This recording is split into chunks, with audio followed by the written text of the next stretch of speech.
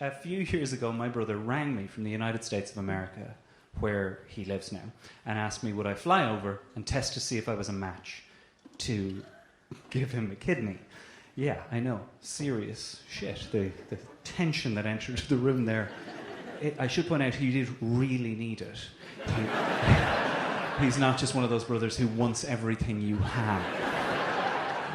He was really sick and nobody could really quite figure out what was wrong. And then the doctors at the Mayo Clinic figured out it was a bunch of issues that resulted in him now needing a kidney fast. So you say yes, right? You would say yes. Your brother rings you, you say yes because he's your brother and you love him, but also because he's the favourite in the family and you know you'd never hear the fucking end of it if you were in any way connected to his death. He is the favourite. He knows he's the favourite. How many people in the room know what it's like not to be the favourite sibling? Yeah, and the rest orphans, I assume, right? I know I'm not the favourite. We all know we're not the favourite. He is the favourite. It's that simple. My father once said to me at Christmas, he said, Jarlath, you know that when your mother was pregnant with you, it was your brother that prayed to Jesus that it would be a boy. Yeah, like what the fuck am I meant to do with that information? Like what am I meant, like thank you for that. At least now we know why he did it. Fucking spare parts. Come on board, guys. It's going to get a bit darker. No, I flew over fast. It had to happen fast. You had to get there quick for the testing, so I flew over quickly. And that was easy. That was the easiest bit. Getting to America was the easiest bit. There was no travel ban at the time.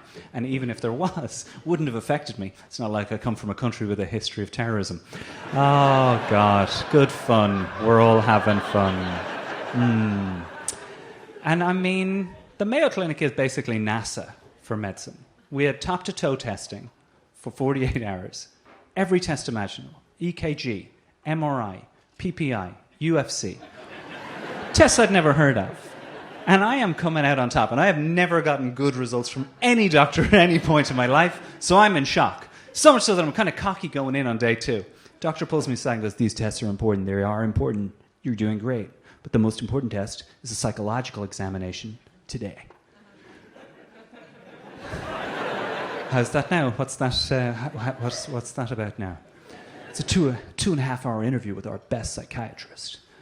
Now, none of us know why this is, but when Irish people get asked questions, sincere questions, by Americans, the temptation to take the piss is so vast, rises inside you.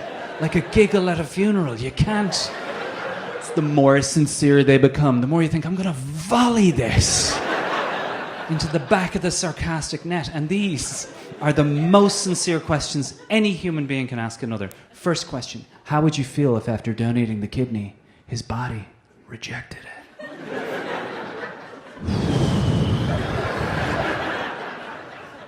Be fucking furious.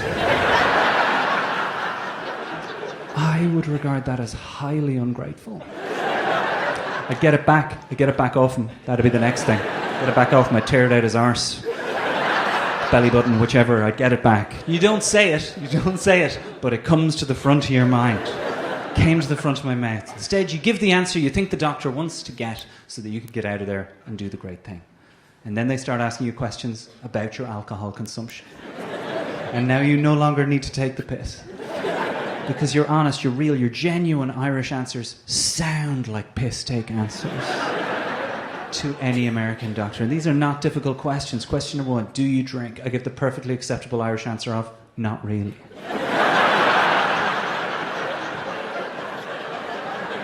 What? It's a yes or no. Well then no. Yeah, no, sit down, no. Compared to my friends, no. We all know that's true. It's not an A or B answer. It's relative to these fucking idiots that you hang around with. And those men ridicule my drinking at every opportunity. She's like, so when would you drink? When do you drink? I said, well, never. I wouldn't. Like, I don't. I do, but like I wouldn't. I'm not. You couldn't put me in the category. Like when I'm going. No, listen here. To be totally honest with you, on my oath, Doc. Seriously, look at me. I don't. I would never.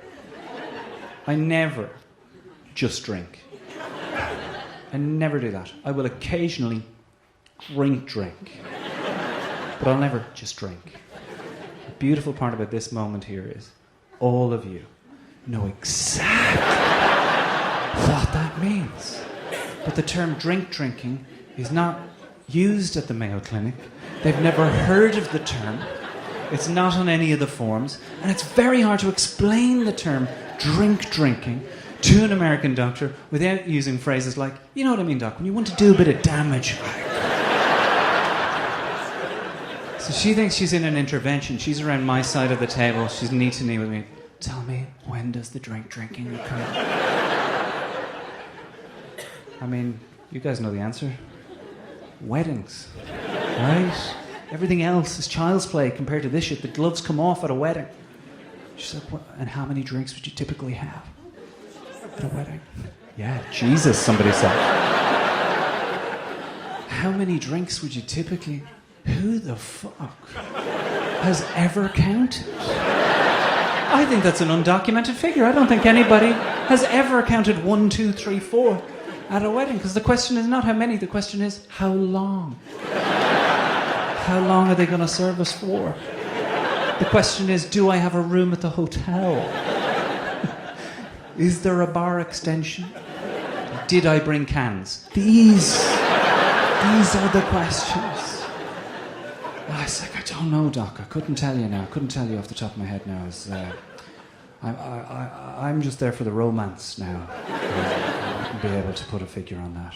Well, we've got time. Why don't we work through it? Why don't you explain to me how the drinking pattern works at an Irish wedding? It's like, if I do this, no Irish person is ever going to be permitted to give a kidney ever again. But instead, you're here. You can't deny it. You got to go. You go. I said, well, the way it works for me is the night before. Go on Google Maps and I figure out where the church is, right? Then I switch to Street View.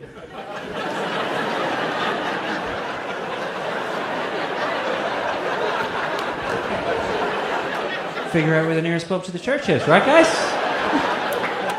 Go there at 11 o'clock and have a few.